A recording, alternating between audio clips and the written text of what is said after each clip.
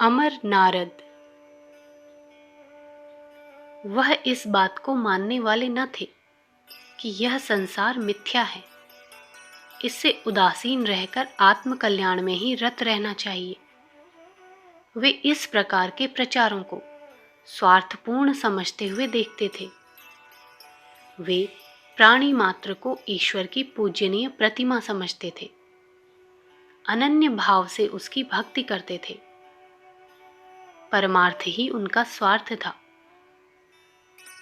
जिसकी आत्मा उन्नत होती है, विकास के मार्ग पर अग्रसर होती है, उसके लिए दूसरों का स्वार्थ अपने स्वार्थ की अपेक्षा किसी दृष्टि में न्यून नहीं होता, वरन वह अन्य प्राणियों के सुख के लिए स्वयं कष्ट उठाने के लिए तैयार रहते हैं। नारद ऐसे ही महापुरुष थे। सतयुग के आदिकाल से यह ब्रह्मर्षि अपने तपोबल से मुक्ति के अधिकारी बन चुके थे। उनके लिए कुछ कर्तव्य शेष नहीं था। सिद्धियों के बल पर वे सब प्रकार के सुख भोग सकते थे।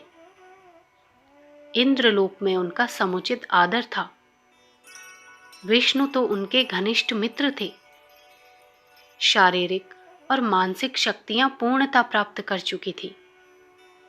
ऐसी आत्मा को पूर्ण पुरुष ही कहना चाहिए। परंतु उन्हें इतने से ही संतोष न हुआ। होता भी कैसे? मनुष्य की आत्मा स्वार्थ तत्वों से बनी हुई नहीं है। परमात्मा हर घड़ी देता रहता है। आत्मा भी दान स्वभावी है। देने से, त्याग से, उपकार से ही उसे शांति मिलती है। संसार के दुखी प्राणियों को देखकर उनका हृदय रो पड़ा। उन्होंने सोचा, मैं प्रभु की पवित्र संतान हूं। मेरा कर्तव्य है कि अपने पिता की तरह विश्व हित में अपने को प्रवृत्त कर दूं। वे आर्त प्राणियों की सेवा में जुट पड़े। संसार की सेवा किस प्रकार की जाए?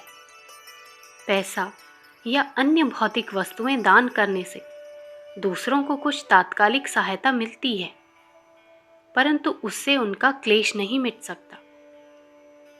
वह वस्तु समाप्त होते ही फिर नई आवश्यकता उठ खड़ी होती है। इसलिए सबसे उत्तम दान ज्ञान दान है। मनुष्य के पास किसी वस्तु का अभाव नहीं है। उसकी इच्छा मात्र से समस्त चीजें प्राप्त हो सकती हैं। कमी केवल ज्ञान की है। किसी को ज्ञान दान देकर उसे सच्चे रास्ते पर लगा देना, यही सर्वश्रेष्ठ और अक्षय ब्रह्मदान है। नारद ने इस ब्रह्मदान द्वारा तप्त प्राणियों के क्लेश मिटाना अपना जीवन लक्ष्य बनाया। वे अपनी वीणा को लेकर संसार के एक सिरे से दूसरे सिरे तक ज्ञान का उपदेश करते हुए घूमने लगे। कोई पूछे या ना पूछे, उन्हें धर्मोपदेश देना, कोई सुने या ना सुने, उन्हें भगवत गुण का गान करना, उन्हें इस काम में बड़ा रस आता। संसार की सेवा करना उन्हें किसी भी योग साधना से उत्तम प्रतीत होने लगा। वे क्रियात्मक रूप से संसार के झगड़े मिटाने में भाग लेते और उत्तम कार्यों की आयोजना में बड़ी दिलचस्पी दिखाते। कभी विष्णु और लक्ष्मी का विवाह कराने की सांठगांठ कर रहे होते, तो कभी इंद्र और पुरुरवा का झगड़ा सुलझाने में लगे रहते। उर्वशी नाम की अप्सरा को प्राप्त करने के लिए इंद्र और राजा पुरुरवा लड़ रहे थे। भयंकर युद्ध होने की संभावना थी। नारद जी बीच में जा धमके। उन्होंने एक अप्सरा के लिए दोनों को लड़ने से धिक्कारा और इंद्र को इसकी ओर से उदासीन करके झगड़ा मिटवाया। उन्हें पापों के जल्दी नाश कराने की बड़ी उतावली रहती थी, इसलिए वे ऐसी कूटनीतिक चालें रचा करते थे जिससे दुष्टों का शीघ्र नाश हो। कंस को उल्टी पट्टी पढ़ाकर नाश का समय बिल्कुल निकट बुला दिया। संसार में ये कटु घटनाएं भी उत्पन्न कराते थे। क्यों? इसलिए कि उनका अंतिम परिणाम विश्व के लिए कल्याणकारी हो। पार्वती नामक राजकुमारी को शिव जैसे योगी के साथ विवाह करने के लिए सिखा दिया। सावित्री को सत्यवान नामक उस युवक के साथ विवाह करने के लिए तैयार कर दिया जो 1 वर्ष बाद ही मर जाने वाला था। राजकुमार ध्रुव को तप करने के लिए प्रवृत्त कर दिया। दुनियादार लोगों की दृष्टि से इस प्रकार की शिक्षा देना बहका देना कहा जाएगा। उस समय भी कहा गया होगा। परंतु नारद उस मिट्टी के न बने हुए थे जो किसी के कड़वे शब्दों से विचलित हो जाते हैं और सस्ती वाहवाही के लिए जन रुचिकर कार्य करते रहते हैं। उन्होंने अपने उपदेशों द्वारा अरुचिकर घटनाएं उत्पन्न की, परंतु अंततः वे कड़वी घटनाएं ही उत्तम फलवती सिद्ध हुई। महर्षि व्यास महाभारत की रचना कर चुके थे। ऐसे महाकाव्य की सर्वत्र भूरी भूरी प्रशंसा हो रही थी।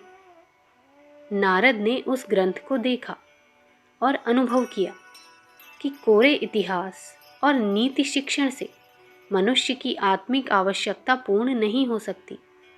उसे सच्ची शांति के लिए भक्ति और ईश्वर की उपासना की भी आवश्यकता है। वे व्यास के पास जा पहुँचे और उन्हें समझा बुझाकर इस काम के लिए तैयार किया कि आध्यात्मिक उपासना और भक्ति रस से पूर्ण एक महाकाव्य की रचना करें। तदनुसार व्यास जी ने श्रीमद् भागवत महापुराण की रचना कर डाली। कहते हैं कि नारद अमर है।